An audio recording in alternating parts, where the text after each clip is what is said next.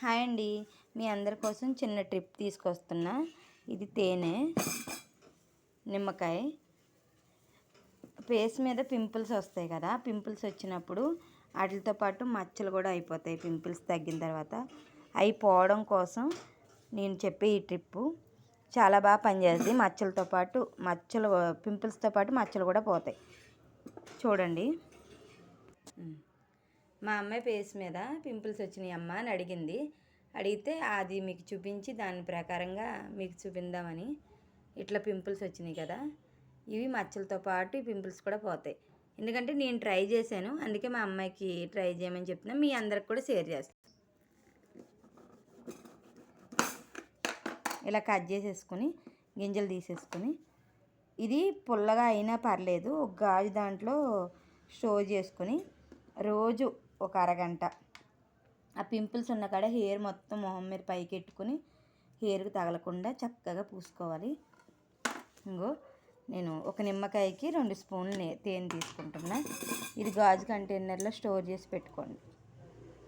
మీ దగ్గర అచ్చంగా దొరికితే తేనె అయితే ఇంకా మంచిది. మాకు దొరకదు కాబట్టి డాబర్ హనీ వాడుతున్నాం.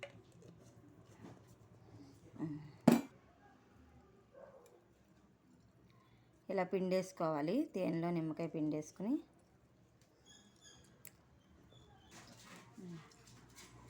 ఇలా బాగా కలుపుకోవాలండి. తేనె లెమన్ వాటర్ బాగా కలవాలి.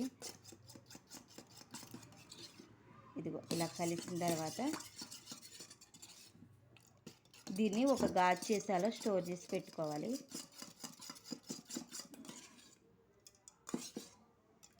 చూడండి, మా అమ్మాయి పేస్ట్ ఇలా కలిపేసుకుని గాజు సీసాలో పెట్టుకోండి.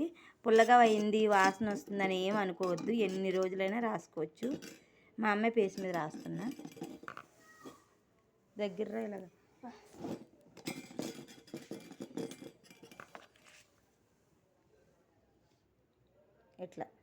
ఇలా రాసుకోవాలి. ఎక్కడ పింపుల్స్ ఉన్నాయో, ఎక్కడ మచ్చలు ఉన్నాయో అక్కడ రాసుకోవాలి. ఇలా రాసుకుని ఒక అరగంట ఉంచుకొని కడిగేసుకోవాలి.